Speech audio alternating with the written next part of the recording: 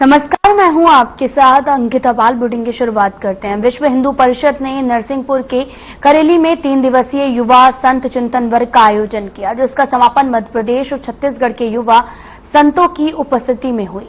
तो वहीं कार्यक्रम में महाकौशल प्रांत मार्गदर्शन मंडल के संयोजक स्वामी बालकदास महाराज, छत्तीसगढ़ प्रांत के संयोजक स्वामी राजीव लोचन महाराज और केंद्रीय मंत्री हरिशंकर सहित कई प्रमुख संतों ने भाग लिया। इस कार्यक्रम का उद्देश्य समाज में व्याप्त कुरीतियों, असमानता और धर्मांतरण के खिलाफ जागरूकता फैलाना और संस्कारों के क्षरण को रोकना है।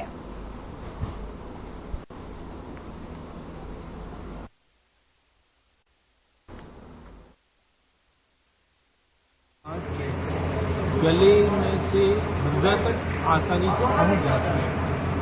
इसलिए हम जो बोलेंगे हम संगठन के कार्यकर्ताओं को मोटिवेट करेंगे, लेकिन संत जो बोलेंगे वो समाज को मोटिवेट करेंगे। उस दृष्टि से ये 3 दिवसीय चिंतन वर्ग युवा संतों का और ये भोपाल क्षेत्र जाना चाहिए। तो इसमें जो संगठन के साथ काम करते हैं, समय देते हैं, प्रवास करते हैं, ऐसे संतों को यहाँ पर बुलाया गया था। ये चिंतन वर्ग पूरे देश भर के अंदर लगने वाले हैं। धर्माचार्य विभाग है, उस धर्माचार्यों का एक केंद्रीय मार्गदर्शक मंडल है। उसमें एक कम आयु के युवा संत, जिनको हम भविष्य के लिए समाज के उपयोग के लिए और ठीक दिशा देने के लिए धार्मिक दृष्टि से उनका एक चिंतन वर्ग है। समाज के अंदर जो भिन्न भिन्न प्रकार की कुरीतियां फैल रही हैं, सामाजिक असमानता है, उसकी दृष्टि से भिन्न भिन्न प्रकार के धर्मांतर मतांतर जो चल रहे हैं, उनको जागृत करना, संस्कारों का जो क्षरण हो रहा है, उस दृष्टि से चिंतन मंथन हुआ। तो संत प्रवचन करते हैं, संत भागवत कथा करते हैं, संत राम कथा करते हैं। कोई भी प्रतिमा है वो पूर्ण रूप से जब होती है तभी वो पूज्य होती है। इसलिए भारत माता का जो अखंडित चित्र है उसको स्थापित करना है। यह हमारे विश्व हिंदू परिषद के सभी कार्यकर्ताओं का संकल्प है। यहाँ संत ने भी ये संकल्प लिया है कि 2047 ये हमारा जो है, अभी ये संघ का शताब्दी वर्ष अभी चल रहा है 2025 और 2047 ये भारत का स्वतंत्रता का शताब्दी वर्ष चलेगा।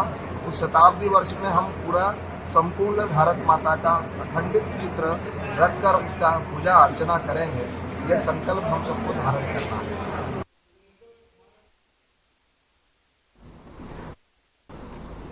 मध्य प्रदेश बैंक मित्र संगठन का जिला स्तरीय महासम्मेलन नागदा के होटल MP13 में संपन्न हुआ है और जहां पर सम्मेलन में बड़ी संख्या में बैंक मित्रों ने भाग लिया। संगठन की मजबूती और एकजुटता का परिचय दिया गया। कार्यक्रम के मुख्य अतिथि मजदूर संघ के रामलाल पांड्या रहे और जिन्होंने बैंक मित्रों के संघर्ष और सेवाओं की सराहना करते हुए संगठन को मजबूत बनाने का आह्वान किया। तो वहीं इस अवसर पर प्रदेश उपाध्यक्ष राहुल राठौर विशेष रूप से उपस्थित रहे। उन्होंने कहा कि बैंक मित्र आज ग्रामीण और शहरी क्षेत्र में वित्तीय सेवाओं की रीढ़ की हड्डी बन चुके हैं।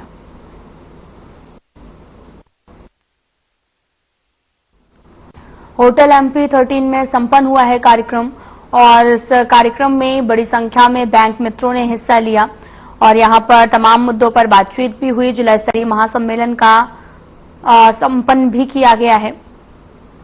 तस्वीरें आपको दिखा रहे हैं जो कि नागदा से हैं, जहां पर जिला परिषद जिलाधिकारी की बैठक आयोजित की गई और होटल MP13 में संपन्न हुआ। बड़ी संख्या में बैंक मित्रों ने भाग भी लिया है। तस्वीरें दिखा रहे हैं जहां पर बड़ी संख्या में लोग यहां पर उपस्थित रहे और बढ़ चढ़कर हिस्सा भी लिया। बड़ी संख्या में बैंक मित्रों ने भी भाग लिया है।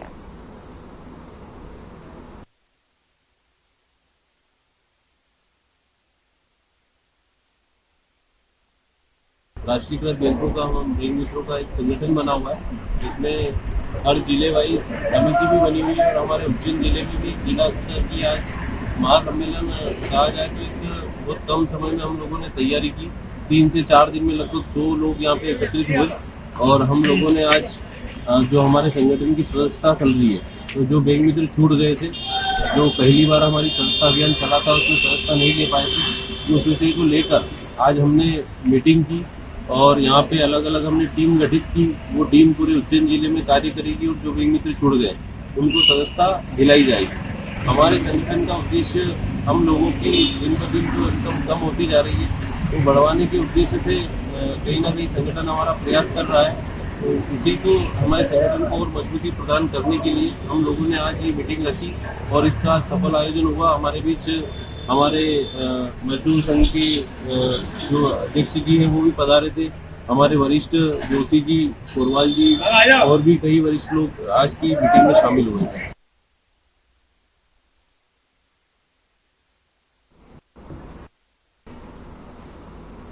सीहोर पुलिस ने बड़ी कार्रवाई करते हुए पैसे और मोबाइल छीनने वाले 2 आरोपियों को गिरफ्तार किया है, जहां पुलिस ने आरोपियों से 2 मोबाइल, नकदी और वारदात में इस्तेमाल हुई मोटरसाइकिल और करीब 1.5 लाख रुपए बरामद किए हैं।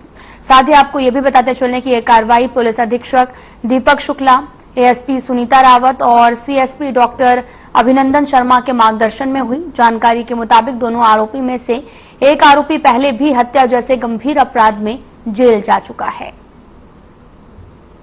सीहोर से पूरा मामला सामने आया, जहां पर पुलिस को बड़ी सफलता मिली है। पुलिस की गिरफ्त में 2 आरोपी हैं। पैसे, मोबाइल छीनने का काम करते थे। 2 मोबाइल सहित नकदी भी बरामद की गई है।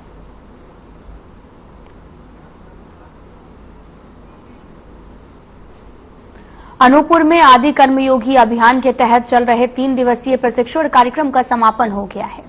साथ ही जिला प्रशासन और जनजातीय कार्य विभाग ने आयोजन किया था, जिसका समापन होटल सूर्या में हुआ। अपर कलेक्टर दिलीप कुमार पांडे ने कहा कि यह अभियान जनजातीय समुदाय के सामाजिक, आर्थिक सशक्तिकरण और समग्र विकास की दिशा में एक अहम पहल है। उन्होंने अधिकारियों और कर्मचारियों से पूर्ण समर्पण के साथ इस अभियान को जनहितकारी बनाने का आह्वान किया है। साथ ही उन्होंने कहा कि अभियान के तहत जिले के 371 जनजातीय ग्रामों को चयनित किया गया, जिन्हें केंद्र और राज्य सरकार की कल्याणकारी योजनाओं से जोड़ा जाएगा। वहीं कार्यक्रम के दौरान ब्लॉक स्तरीय 30 मास्टर ट्रेनरों को भी प्रमाण पत्र प्रदान किए गए हैं और सभी को शपथ भी दिलाई गई।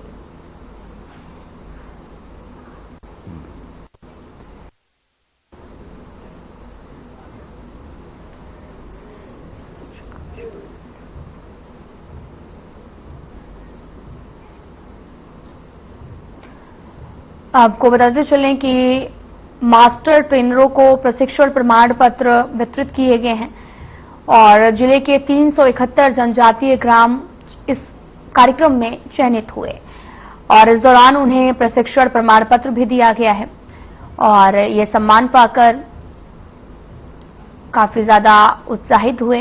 दरअसल आदि कर्मयोगी अभियान का समापन कर दिया गया है और जिले के 371 जनजातीय ग्राम चयनित भी किए गए हैं, जिनको प्रशिक्षण प्रमाण पत्र वितरित किया गया और जिसे पाकर काफी ज्यादा खुश भी नजर आए।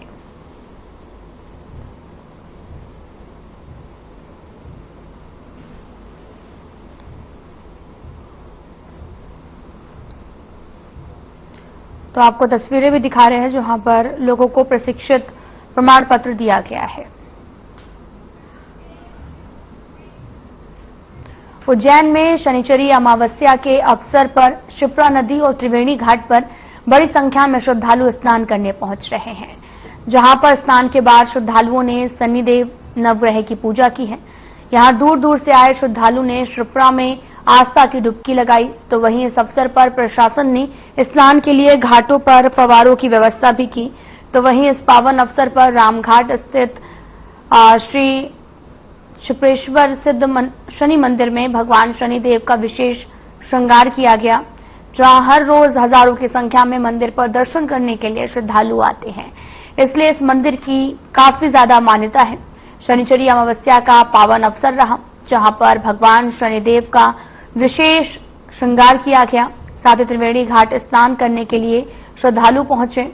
इस दौरान प्रशासन ने घाटों पर फव्वारों की भी व्यवस्था की, ताकि किसी तरीके की कोई भी असमस्या लोगों को ना झेलनी पड़े और लोगों ने विधि विधान के साथ पूजा अर्चना की है त्रिवेणी घाट स्नान करने के लिए पहुंचे थे श्रद्धालु, जहां पर प्रशासन ने भी सुरक्षा के कड़े इंतजाम किए हुए थे।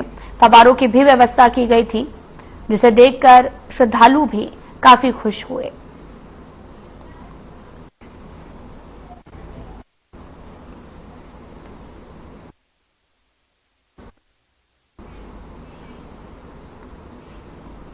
उदयनगर तहसील के ग्राम महिगांव में पिछले 7 दिवस से चल रही संगीतमय श्रीमद् भागवत कथा के समापन दिवस के अवसर पर क्षेत्र के सैकड़ों श्रद्धालुओं ने कथा का आनंद लिया है। इसी बीच कार्यक्रम के दौरान क्षेत्र के पूर्व विधायक पहाड़ सिंह कन्नौजे ने व्यास पीठ का पूजन अर्चना की है और महाआरती की और साथ ही श्रीमद् भागवत कथा के कथावाचक पंडित दीपक महाराज का फूल माला से स्वागत कर उनसे आशीर्वाद लिया। साथ ही इस अवसर पर पूर्व विधायक ने सभी के साथ भंडारे में प्रसाद ग्रहण कर क्षेत्र के लिए कुशलता की कामना की है।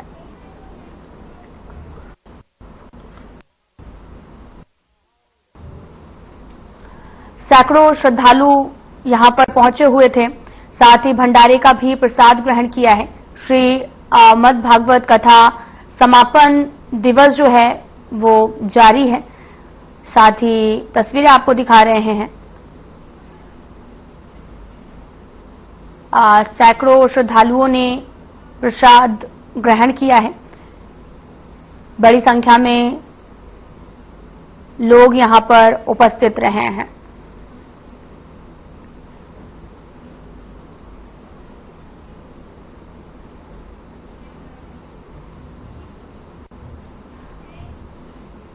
जबलपुर में बने प्रदेश के सबसे बड़े और लंबे फ्लाईओवर का लोकार्पण हुआ है। इस मौके पर मुख्यमंत्री डॉक्टर मोहन यादव, केंद्रीय मंत्री नितिन गडकरी द्वारा जबलपुर में 4,250 करोड़ से भी अधिक के निवेश से 174 किलोमीटर लंबी 9 सड़क परियोजनाओं का लोकार्पण और शिलान्यास हुआ।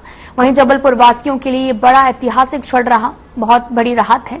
जबलपुर में बने प्रदेश के सबसे बड़े इस फ्लाईओवर के बनने से लोकार्पण तक महाकौशल की जनता ने बहुत सहयोग किया। इस अवसर पर उप मुख्यमंत्री राजेंद्र शुक्ल और साथ ही कैबिनेट मंत्री प्रहलाद सिंह पटेल समेत अन्य गणमान्य जनप्रतिनिधि भी उपस्थित रहे।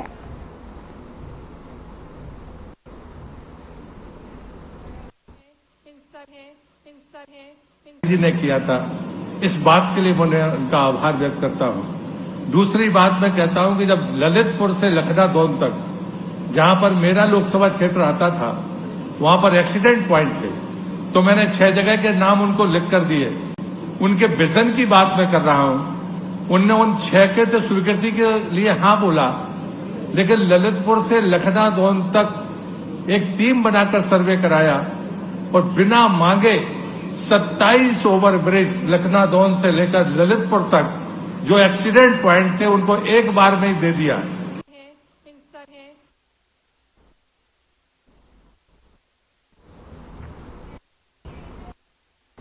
उदयपुर विधानसभा के बरेली ब्लॉक से 250 से भी ज्यादा कांग्रेस कार्यकर्ताओं ने बीजेपी का दामन थामा। बीजेपी प्रदेश कार्यालय में प्रदेश अध्यक्ष हेमंत खंडेवाल, प्रदेश सरकार में राज्य मंत्री नरेंद्र शिवाजी पटेल ने सभी को पार्टी की सदस्यता दिलाई। बीजेपी में शामिल होने वालों में बरेली के पूर्व कांग्रेस ब्लॉक अध्यक्ष राजेश उपाध्याय ने अपने समर्थकों के साथ बीजेपी ज्वाइन की। हेमंत खंडेवाल ने कहा कि कांग्रेस कार्यकर्ता बीजेपी में शामिल हो रहे हैं। इससे पहले ये जिस भी पार्टी का दल में रहे, इन्होंने वहां भी मेहनत होगी, और लेकिन कोई भी कार्यकर्ता तब पार्टी छोड़ता है जब उसे वहां सम्मान नहीं मिलता। बीजेपी में हर कार्यकर्ता को सम्मान दिया जाता है।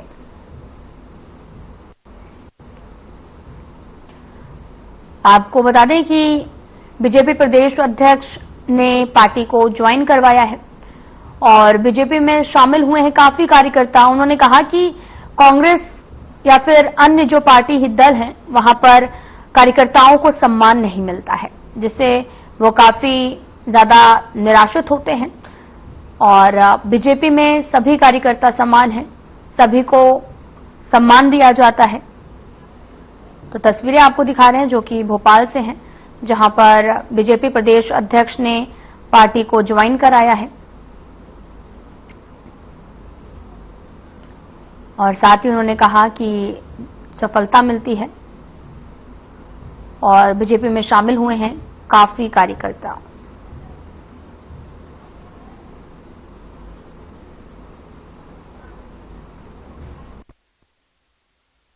और निश्चित तौर पे जिस दल में आप रहे होंगे, आपने दिल की गहराइयों से उस दल का काम भी किया हो।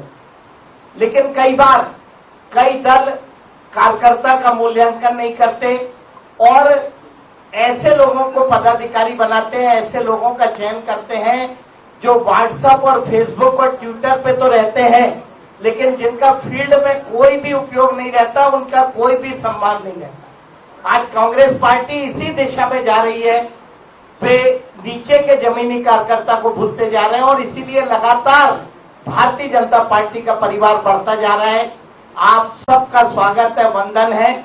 हम सब प्रयास करेंगे कि भारतीय जनता पार्टी एक परिवार की तरह है, जहां पे कोई बड़ा छोटा नहीं होता। जरूर कहूंगा, मैं पूरी ईमानदारी और तन्मयता से मैंने आपके साथ आपकी भारतीय जनता पार्टी में बिल्कुल ईमानदारी और निष्ठा से काम करूंगा और जो मेरे सभी साथी और भाई साहब आदरणीय हमारे मंत्री जी हैं, उनकी मैं और मंत्री जी जैसा आदेश कहेंगे बिल्कुल मैं वैसा रहूंगा। और ज्यादा तो मैं आप ज्यादा कुछ कह नहीं सकता, सिर्फ इतना कहूंगा आखिर में कि हौसले के तर्कस में कोशिश का वो तीर जिंदा रखो, हार जाओ चाहे जिंदगी। आज हमारे राजेश उपाध्याय जी जो उदयपुरा के बरेली जो सबसे बड़ा मंडल है, ब्लॉक है कांग्रेस में, उसके अध्यक्ष थे। 280 कार्यकर्ताओं के साथ भारतीय जनता पार्टी की सदस्यता ली। उनके साथ सभी प्रमुख कार्यकर्ता आए, लेकिन मेन जो सुरेश दामले जी और धंदोरिया जी जो एडिशनल एसपी भी रहे हैं, हमारे राकेश शर्मा जी जो जिलाध्यक्ष जी हैं और हमारे मंत्री आदरणीय नरेंद्र शिवाजी पटेल, इनके नेतृत्व में ये सब कार्यकर्ता शामिल हुए हैं।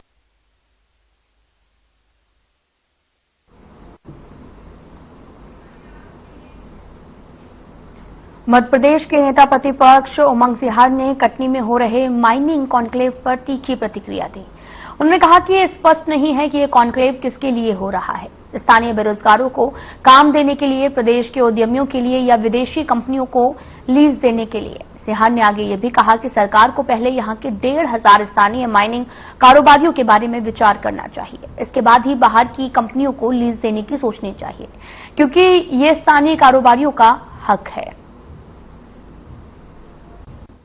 कटनी के अंदर माइनिंग कॉन्क्लेव कर रही है, आज खूब प्रचार प्रसार किया जा रहा, लेकिन ये प्रचार प्रसार करने के बाद भारतीय जनता पार्टी क्या स्थानीय लोगों को रोजगार देना चाहती है? मध्य प्रदेश के उद्योगपतियों को के लिए है कि बाहर की कंपनियों के लिए? सरकार इसके अंदर छुप बैठी है। मैं समझता हूं कि सबसे पहले 1,500 जो यहां के उद्योगपति है उनके बारे में विचार करना चाहिए, उसके बाद आपको बाहर की कंपनियों को ये माइनिंग लीज आपको देना चाहिए। मैं ऐसा समझता हूं कि ये यहां के उद्योगपतियों की एक भावना भी है और उनको अधिकार को नहीं छीनना चाहिए। रही बात माइनिंग लीज, तो अपनी जगह, कॉन्क्लेव अपनी जगह।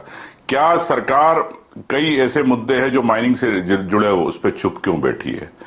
पेशा कानून, आदिवासी क्षेत्र के अंदर पेशा कानून के तहत परमिशन लेनी है ग्राम सभा की, ग्राम सभाओं की, क्या आदिवासी क्षेत्र के अंदर सरकार परमिशन ले रही है? भारतीय जनता पार्टी घर बिना मुआवजे के आप उनके उजाड़े जा रहे हैं।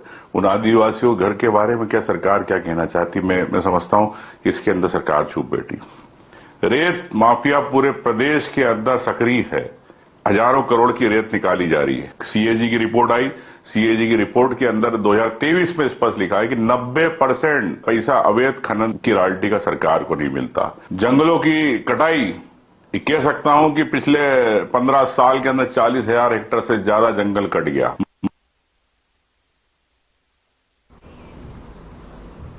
कांग्रेस की आपत्तिजनक बयान के बाद बीजेपी महिला मोर्चा ने कांग्रेस के खिलाफ प्रदर्शन किया था। इसके बाद मीडिया विभाग के अध्यक्ष मुकेश नायक का बयान सामने आया। मुकेश नायक ने कहा कि ये बयान बहुत शर्मनाक बयान है और इस बयान से कांग्रेस का कोई लेना देना नहीं है। कांग्रेस का कोई आधिकारिक बयान नहीं है। अगर इस तरह का बयान कोई देता है तो हमें बर्दाश्त नहीं है।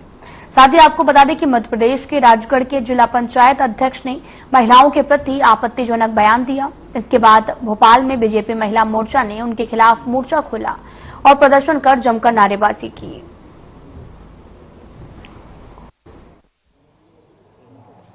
एक सीबीआई इंक्वायरी बैठा लें कि द्वापर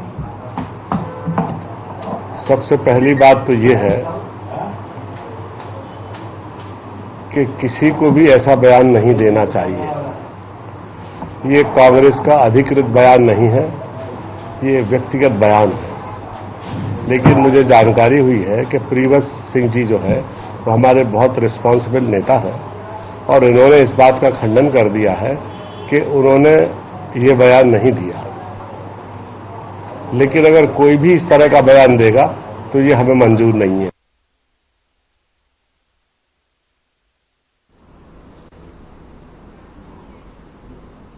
कांग्रेस नेता यशवंत सिंह गुर्जर द्वारा महिलाओं को लेकर दिए गए बयान पर सियासत गर्मा गई है, जिस पर पलटवार करते हुए बीजेपी विधायक भगवान दास सबनानी ने कहा कि विपक्ष में बैठकर कांग्रेस की बौखलाहट ये दिखा रही है कि जो ना महिलाओं का सम्मान करते हैं न ही कर्मचारियों का। ये बौखलाहट लंबे समय से विपक्ष में रहने के कारण है। इस तरीके की भाषा यह दिखाती है कि कांग्रेस किस तरीके से कंगाल हो चुकी है, उसके पास शब्द नहीं है।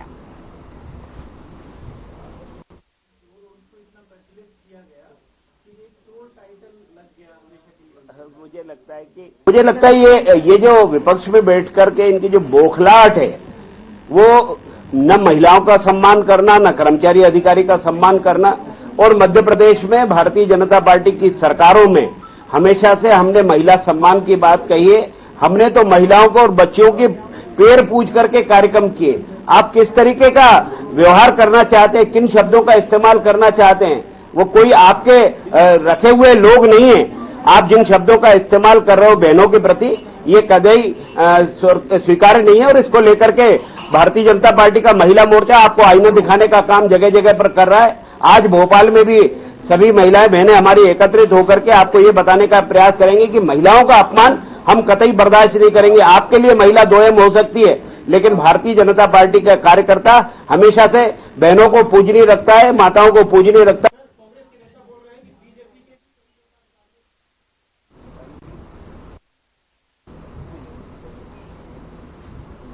छात्र संघ चुनाव कराने की मांग को लेकर एनएसयूआई के कार्यकर्ताओं ने सरकार के खिलाफ में विरोध प्रदर्शन किया।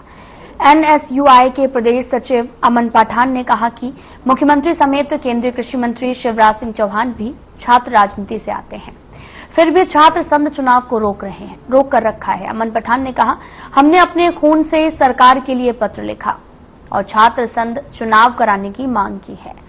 साथ ही अमन पठान ने कहा, सरकार ने अगर छात्र संघ चुनाव कराने की अनुमति नहीं दी तो आगे हम और बड़ा प्रदर्शन करेंगे।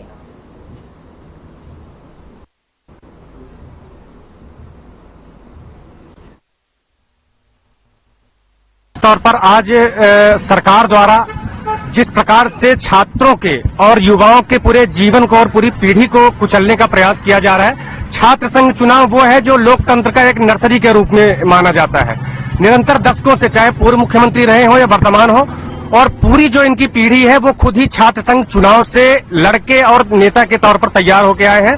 और उनके आने के बाद इन्होंने पूरे छात्र संघ चुनाव को खत्म कर दिया, क्योंकि कहीं न कहीं इनको डर है कि अगर छात्र नेता तैयार होंगे तो इनकी जो सरकार की नकारापन है, इनके द्वारा जो गलत कृत्य और कार्य किए जा रहे हैं सरकार के, उन पर वो पढ़ा लिखा युवा देखिए, स्पष्ट है, छात्र संघ चुनाव छात्रों का अधिकार होता है और इस अधिकार को पिछले कई वर्षों से भारतीय जनता पार्टी की मध्य प्रदेश में जो सरकार है, पहले शिवराज सरकार, अब मोहन यादव सरकार, उनसे उनका अधिकार छीने बैठी है।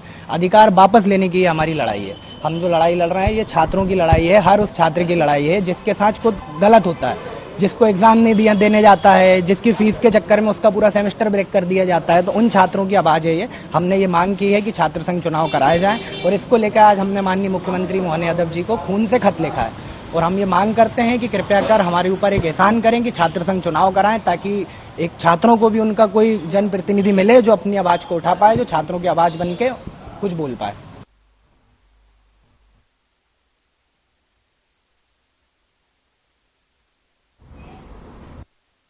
फिलहाल बुलेटिन में इतना ही। नमस्कार।